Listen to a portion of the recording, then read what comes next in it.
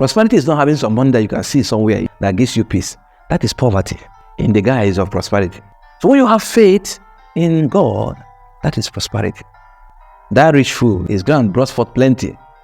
I said, now I have plenty. I will build me a store.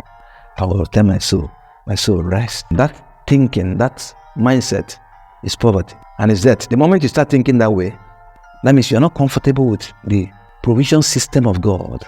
You see, it's not like God is against you having plenty in your storeroom. God is not against it. But God is against the mindset that, when I have plenty in my storeroom, I will not lack again. Means the person does not want to depend on faith anymore. Now get this very well. That is why many Christians today, what they have been praying for years, they're not getting it. So God is not against you having plenty, like you have more than enough. He's not against it. But it's against the mindset of having plenty in order not to lack. That's what God is against. And that's what many people don't want to do. That was what they did not want to do on their way to the promised land. They didn't want to have that daily faith in God. Okay, they have to depend on God. That was why God told Moses, the manna that will fall every day is for that day. It's not like keeping it is a bad thing. But if you can keep it in faith, then God will allow you to have the ones you can keep. So if you're not able to live like that comfortably, when God supplies you something for a day of what you only eat for 3 days, He's not making mistakes. He knows exactly what He's doing. He does not want your faith to be in the abundance you are seeing. Because that faith is fake. And it can destroy somebody very quickly. You see the rich fool, I died overnight. Because the moment you have that mindset, it turns that person into a fool. Amen. Amen. So God is not against you getting abundance and keeping it. It's not like God is against it, but God is against you depending on the fact that you have it. That is why you don't get hungry. That's what God is against. And somebody will say, now I have peace. Because of the plenty food you are seeing. That is a curse. That's trouble. That's not peace. Amen. That was why God was preventing them from entering the promised land all those years. Your promised land is where you have plenty. That's the promised land. But God doesn't want you to enter the promised land somehow. Amen. Yes. Some people have entered their promised land, but that thing has not left them. And you can see that the blessing they seem to have has turned to curse for them. It has turned to maggots. Because in the promised land, there is abundance. On the way to the promised land, it is the blessing that God wants to deal to you. That's what He's going to deal to you. And God will deal a blessing to you on the way based on where your faith is on. Amen. If your faith is on the fact that you can see abundance now, like the rich fool, he saw the abundance and said, peace. Is that what makes you to have peace? The Bible says that you may have joy and peace in believing, in faith.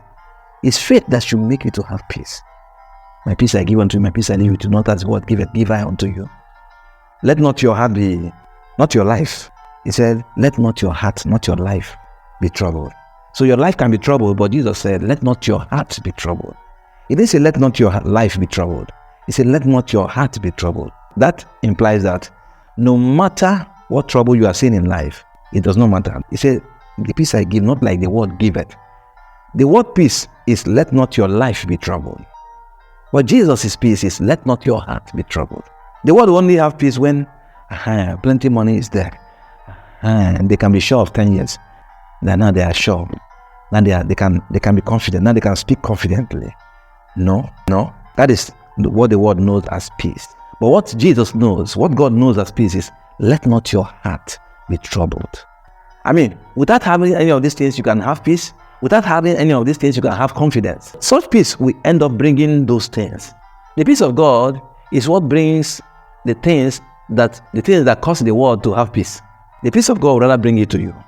But the kind of peace they have, it will take away what they have gotten. Remember the rich fool, the moment he saw abundance, then he had peace. And that peace he had took it away again from him. Amen. So let's follow the God way, not the ordinary way. The same way Abraham got Ishmael. They want to see something that will give them peace.